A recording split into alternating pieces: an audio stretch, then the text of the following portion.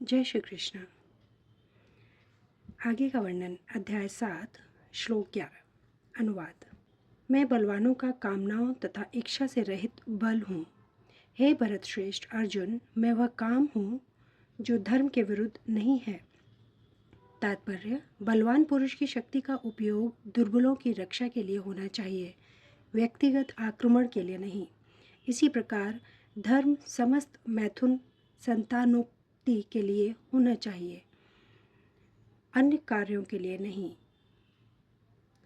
अतः माता पिता का उत्तरदायित्व है कि वे अपने संतान को कृष्ण भावना भावित बनाएं।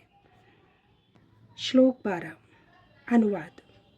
तुम जान लो कि मेरी शक्ति द्वारा सारे गुण प्रकट होते हैं, चाहे वे सतोगुण हो, रजोगुण हो या तमोगुण हो। एक प्रकार से मैं सब कुछ हूँ, किंतु हूँ स्वतंत्र। मैं प्रकृति के गुणों के अधीन नहीं हूँ, अपितु वे मेरे अधीन हैं। तात्पर्य: संसार के सारे भौतिक कार्यकलाप प्रकृति के गुणों के अधीन संपन्न होते हैं। यद्यपि प्रकृति के गुण परमेश्वर कृष्ण से उद्भूत हैं, किंतु भगवान उनके अधीन नहीं होते। उदाहरणतः राज्य के नियमानुसार कोई दंडित को हो सकता है, किंतु नियम बनाने वाला राजा उस नियम के अधीन नहीं होता। इसी तरह प्रकृति के सभी गुण सतो, रजो तथा तमो गुण भगवान कृष्ण से उद्भूत हैं, किंतु कृष्ण प्रकृति के अधीन नहीं है, इसलिए वे निर्गुण हैं। जिसका तात्पर्य है कि सभी गुण उनसे उद्भूत हैं, किंतु वे उन्हें प्रभावित नहीं करते। यह भगवान का विशेष लक्षण है। श्लोक 13। अनुवाद। तीन गुणों सतो, रजो तथा तमो के द्वारा मोहग्रस्त यह सारा संसार मुझ गुणातीत तथा अविनाशी को नहीं जानता। तात्पर्य: सारा संसार प्रकृति के तीन गुणों से मोहित है। जो लोग इस प्रकार से तीन गुणों के द्वारा मोहित हैं, वे नहीं जान सकते कि परमेश्वर कृष्ण इस प्रकृति से परे है। प्रत्येक जीव को प्रकृति के वशीभूत होकर एक विशेष प्रकार का शरीर मिलता है और तदनुसार उसे एक विशेष मनोवैज्ञानिक, मानसिक तथा शारीरिक कार्य करना होता है। प्रकृति के तीन गुणों के अंतर्गत कार्य करने वाले मनुष्य की चार श्रेणियां हैं। जो नितांत सतोगुणी है वे ब्राह्मण, जो रजोगुणी है वे क्षत्रिय, और जो रजोगुणी एवं तमोगुणी दोनों हैं वे वैश्य कहलाते हैं, तथा जो नितांत तमोगुणी हैं वे शूद्र कहलाते हैं। जो इनसे भी नीचे हैं वे पशु हैं। फिर ये उपाधियां स्थायी नहीं हैं। मैं ब्राह्मण, क्षत्रिय, वैश्य या कुछ भी हो सकता हूँ। जो भी हो, यह जीवन नश्वर है। यद्यपि यह जीवन नश्वर है और हम नहीं जान पाते कि अगले जीवन में हम क्या होंगे, किंतु माया के वश में रहकर हम अपने आप को देहात्म बुद्धि के द्वारा अमरीकी, भारतीय, रूसी या ब्राह्मण, हिंदू, मुसलमान आदि कहकर सोचते हैं। और यदि हम प्रकृति के गुणों में बंध जाते हैं तो हम उस भगवान को भूल जाते हैं जो इन गुणों के मूल में है।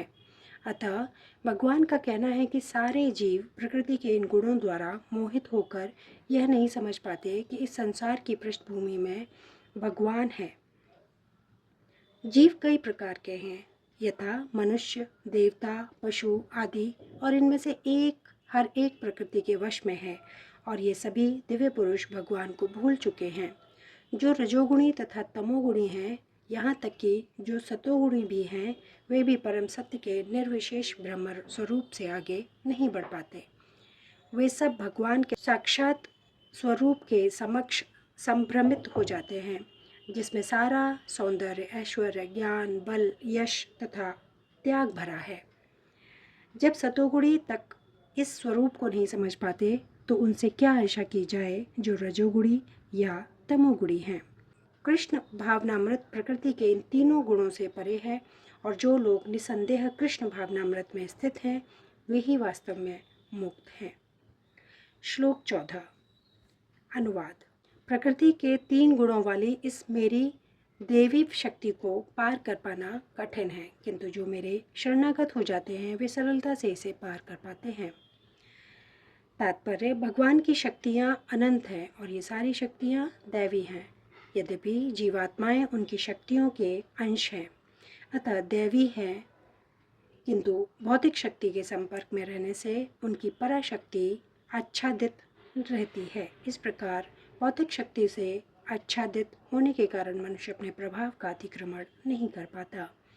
जैसा कि पहले कहा जा चुका है, परा तथा अपरा शक्तियाँ भगवान से उद्भूत होने के कारण नित्य हैं।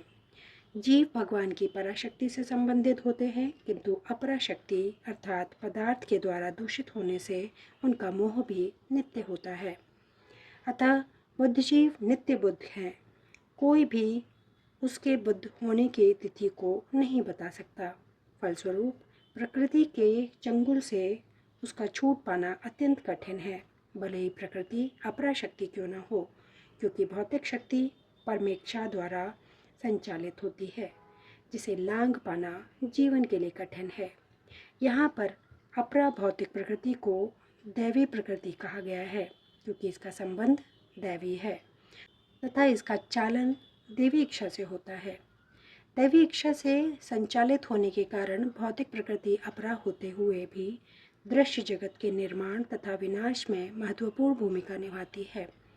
वेदों में इसकी पुष्टि इस प्रकार हुई है, यद्यपि माया मिथ्या या नश्वर है, किंतु माया की पृष्ठभूमि में परम जादूगर भगवान है, जो परम नियंता महेश्वर हैं। गुण का दूसरा अर्थ रस्सी रज्जु है, जिससे यह समझना चाहिए कि बुद्धिजीव मोह रूपी रस्सी में जकड़ा हुआ है। यदि मनुष्य के हाथ पैर बांध दिए जाएं, तो वह अपने को छुड़ा नहीं सकता। उसकी सहायता के लिए कोई ऐसा व्यक्ति चाहिए जो बंधा ना हो। चूँकि एक बंधा हुआ व्यक्ति दूसरे बंधे व्यक्ति की सहायता नहीं कर सकता, अतः रक्षक को मुक्त होना चाहिए। अतः केवल कृष्ण या उनके प्रमाणिक प्रतिनिधि गुरु ही बुद्धिजीव को छुड़ा सकते हैं। बिना ऐसी उत्कृष्ट सहायता के भवबंधन से छुटकारा नहीं मिल सकता। भक्ति या कृष्ण भावनामृत इस प्रकार के छुटकारे में सहायक हो सकता है। कृष्ण माया के अधीश्वर होने के नाते इस दुर्लभ शक्ति को आदेश दे सकते हैं कि बुद्धिजीव को छोड़ दें। वे शरणागत जीव पर अहेतुकी कृपा तथा वात्सल्य वश ही जीव को मुक्त किए जाने का आदेश देते हैं, क्योंकि जीव मूलतः भगवान का प्रिय पुत्र है। अतः निष्ठुर माया के बंधन से मुक्त होने का एकमात्र साधन है भगवान के चरण कमलों की शरण ग्रहण करना। मामेव पद भी अत्यंत सार्थक है। माम का अर्थ है एकमात्र कृष्ण विष्णु को, ब्रह्मा या शिव को नहीं। यद्यपि ब्रह्मा तथा शिव भी अत्यंत महान हैं और प्राय विष्णु के ही समान हैं, किंतु ऐसे रजोगुण तथा तमोगुण के अवतारों के लिए संभव नहीं कि वे बुद्ध जीव को माया के चंगुल से छुड़ा सकें। दूसरे शब्दों में ब्रह्मा तथा शिव दोनों ही माया के वश में रहते हैं, केवल विष्णु माया के स्वामी हैं, अतः वे ही बुद्ध जीव को मुक्त कर सकते हैं। वेदों में इसकी पुष्टि तमेव विदित्वा के द्वारा हुई है, जिसका अर्थ है कृष्ण को जान लेने पर ही मुक्ति संभव है। शिवजी भी पुष्टि करते हैं कि केवल विष्णु कृपा से मुक्ति प्राप्त की जा सकती है। मुक्ति प्रदाता सर्वेशा विष्णुरेव न संशय, अर्थात इसमें संदेह नहीं कि विष्णु ही सबों के मुक्तिदाता हैं। श्लोक 15 अनुवाद। जो निपट मूर्ख है, जो मनुष्य में अधम है, जिसका ज्ञान माया द्वारा हर लिया गया है तथा जो असुरों की नास्तिक प्रकृति को धारण करने वाला है, ऐसे दुष्ट मेरी शरण ग्रहण नहीं करते।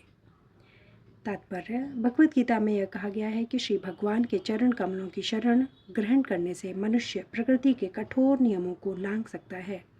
यहाँ पर यह प्रश्न उठता है कि जो फिर विद्वान, दार्शनिक, वैज्ञानिक, व्यापारी, शासक तथा जनता के नेता सर्वशक्तिमान भगवान श्री कृष्ण के चरण कमलों की शरण क्यों नहीं ग्रहण करते।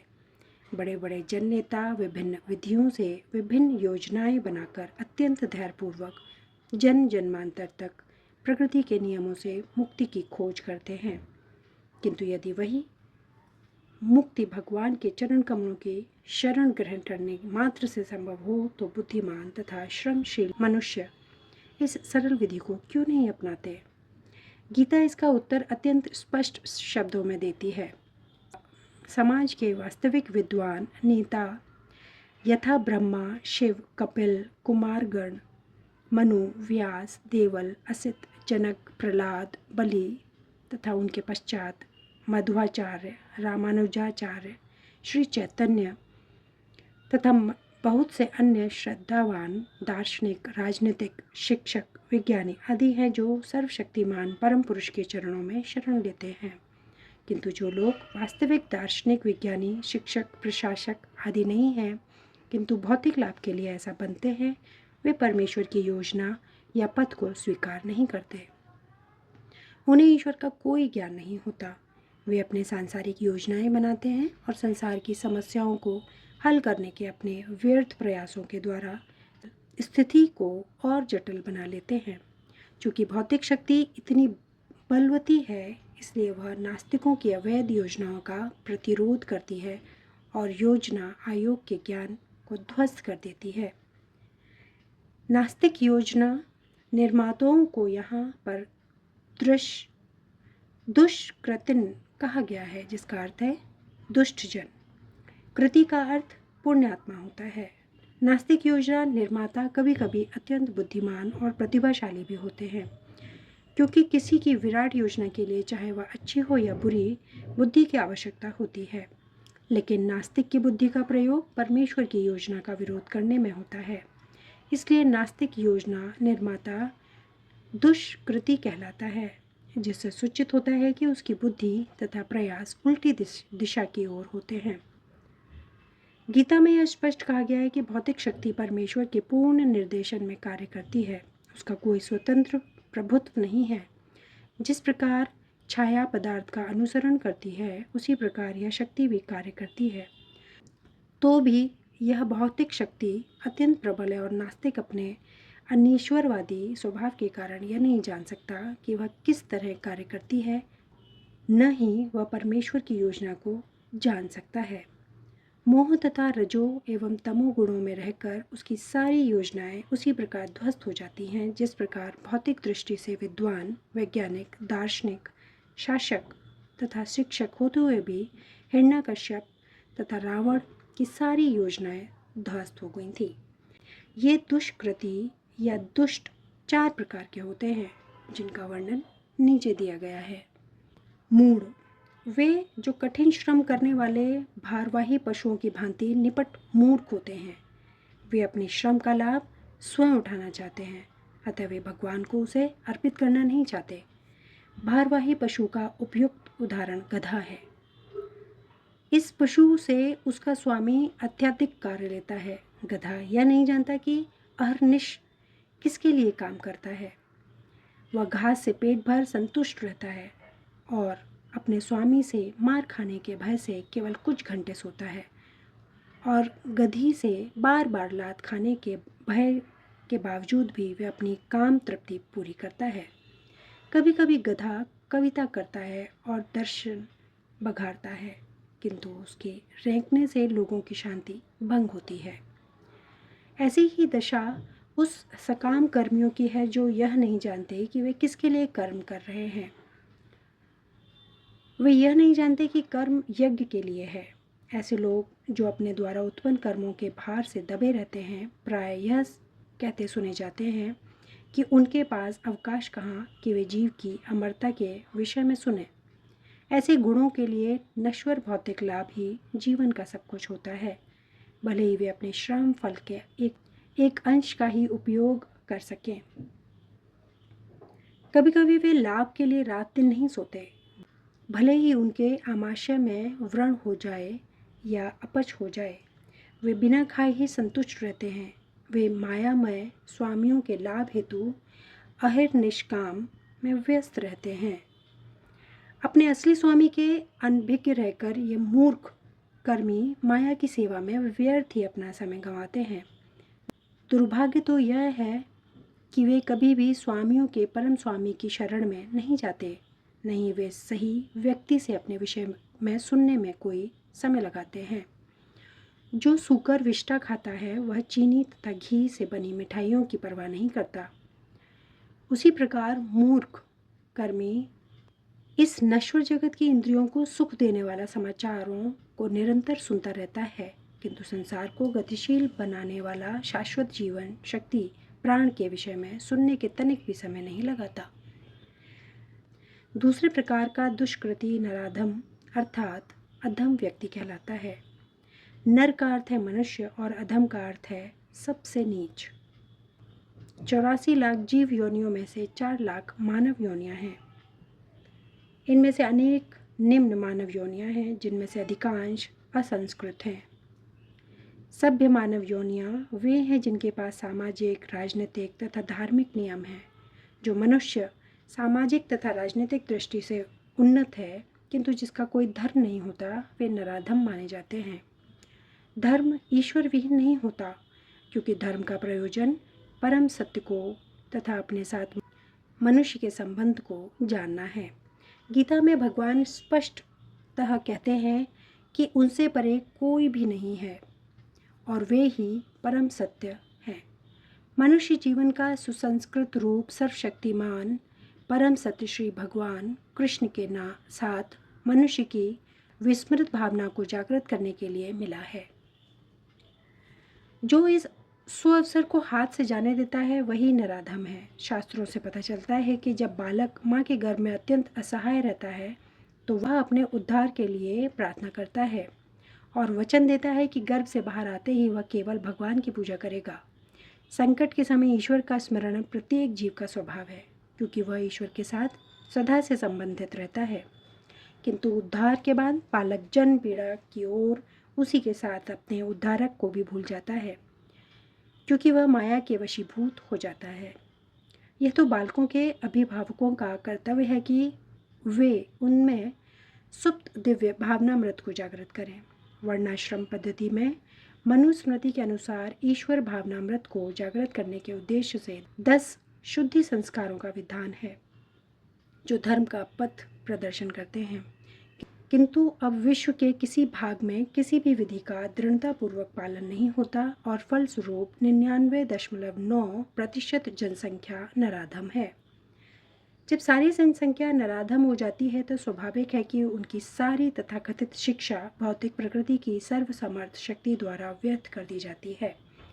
गीता के अनुसार विद्वान पुरुष वही है जो एक ब्राह्मण, कुत्ता, गाय, हाथी तथा चांडाल को समान दृष्टि से देखता है। असली भक्ति की भी ऐसी ही दृष्टि होती है। गुरु रूप ईश्वर के अवतार श्री नित्यानंद प्रभु ने 2 भाइयों जगाई तथा माधाई नामक विशिष्ट नाराधमों का उद्धार किया और यह दिखला दिया था कि किस प्रकार शुद्ध भक्त नराधमों पर दया करता है।